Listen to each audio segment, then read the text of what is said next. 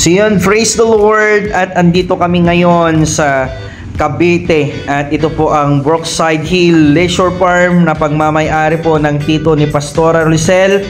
At praise the Lord dahil sa pagkakataon nito makakapag-relax po kami dahil galing kami dyan sa Batangas dahil po ay dumalo po kami ng anniversary po ng GCLW Lipa Batangas, kaya ngayon po ay biglaan lakad po kami dito sa Cavite sa pagmamay-ari po ng tito ni Pastora Lisel. At praise the Lord dahil sa buhay po namin ng mga lingkod ni Lord, ito po yung gustong-gusto po namin na nararanasan namin na nakakapasyal kami spite of busy sa ministry po. Ay yun po yung napakagandang experience din sa buhay po namin ng mga lingkod ni Lord na nakakapasal po sa mga ganitong pagkakataon.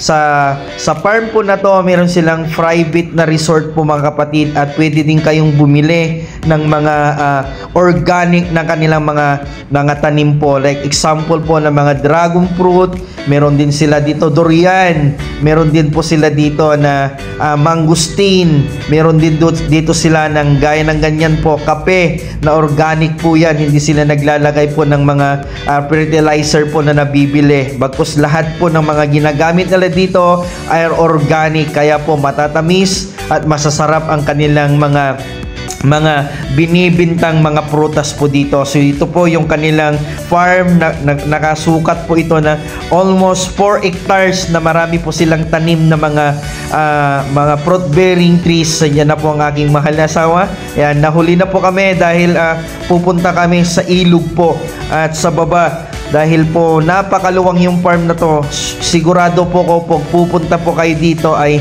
mag-i-enjoy kayo sa farm na to at napakaganda, napaka-relaxing na place mga kapatid. Meron din silang tanim na paminta, yan po ay mga paminta.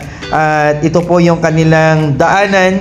Huwag kayo mag-alala dahil ang mga daanan po nila kapag natatakot kayo dahil parang maraming puno, dahil parang sinasabi nila gubat, hindi po, dahil simintado po lahat ng mga daraanan po ng kanilang pasyalan. Ito na din po yung kanilang function hall.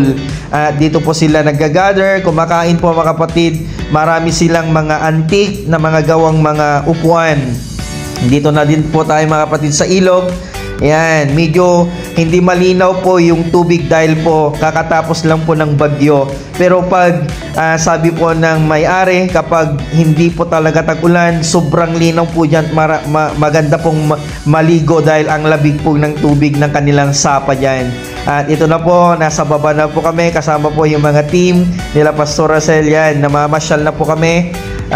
Napaka-relaxing po mga kapatid. At kapag pumunta kayo dito, habang nagkakape, pwede pa yung maglalakad dahil napakaganda yung place, nakaka-relax po mga kapatid. So almost 4 hectares yung pwede nating pasyalan mga kapatid, kaya pwede tayong magpa-reserve ng room. Kukontak nyo lang po sila sa page nila ng Brookside Hill Leisure Farm. Kasya po dito kahit nasa 80 po kayo na papasyal dito, kaya niya po na accommodate po yung 80 na katao. Sa isang room kasi kaya niya yung 20 na guest po mga kapatid. Ito naman po yung isang room po ulit nila, kasya ulit dito yung 20 na katao mga kapatid. So isang room, kasya po yung 20 na katao po mga kapatid.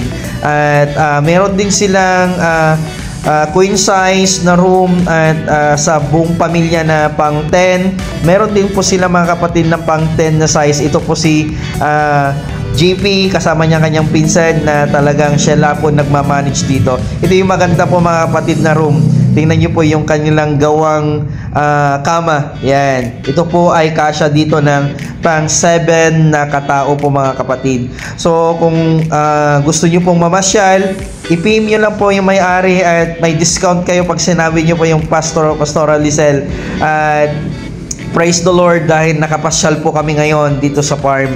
At ito na po, swimming time. Gabi na po, naabot na po kami ng gabi, nakapapasyal yan, napagod.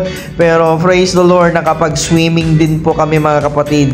Ito po yung kanilang swimming pool paggabi. Nakakapag-relax po talaga ang mamasyal po dito mga kapatid.